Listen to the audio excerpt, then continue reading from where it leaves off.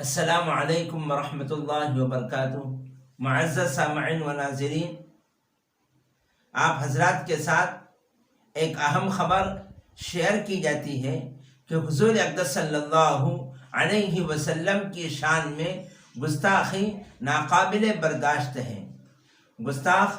راجہ سنگھ کو قرار واقعی سزا دی جائے۔ جمعیت علماء مہاراشٹر کے صدر کا حکومت سے مطالبہ۔ جمعیت علماء مہاراشٹر کے صدر حضرت مولانا حافظ محمد ندیم صدیقی صاحب نے حیدرآباد کے گوشہ محل سے بھارتیہ جنتا پارٹی کے MLA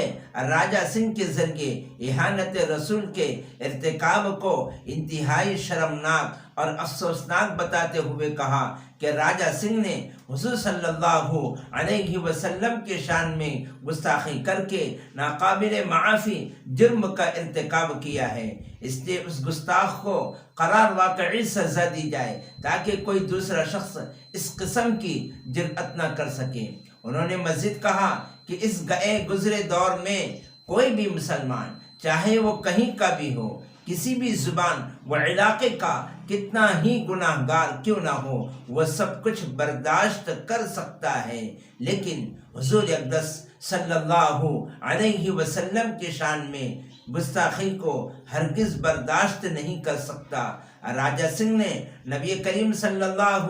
علیہ وسلم کی شان میں گستاخی کر کے مسلمانوں کے جذبات و احساسات کو مجروح کیا ہے، اس لیے صرف اس کی گرفتاری کافی نہیں ہے بلکہ ضروری ہے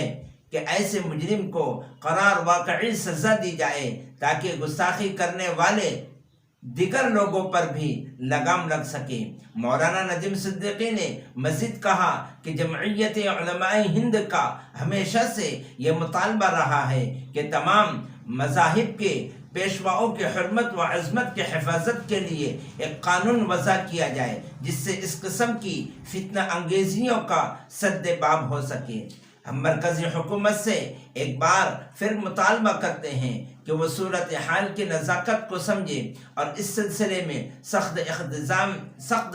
اقدام سے باز نہ رہیں۔ انہوں نے مزید کہا کہ جمعیت علماء ہند نے سپریم کورٹ میں بھی ایک عرضی داخل کر رکھی ہے کہ سپریم کورٹ اپنی جاری کردہ گائیڈ لائن پر عمل درآمد کرنے کے لیے سرکاروں کو مجبور کرے۔ ریاست تلنگانہ میں جمعیت علماء اور دوسری تنظیمیں گستاخی کے معاملے کو لے کر کافی سنجیدہ ہیں اور ضلع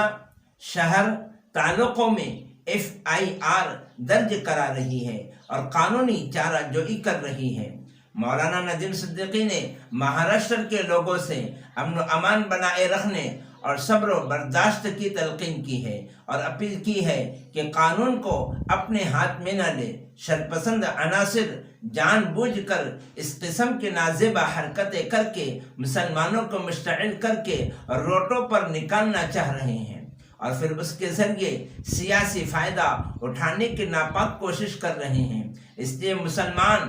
ان کی سازشوں سے ہوشیار رہیں اور قانون کے دائرے میں رہتے ہوئے گستاخ رسول کے خلاف قانونی کارروائی کریں۔ اللہ تعالیٰ ایسے گستاخ لوگوں کو ذلیل و رسوا کرے۔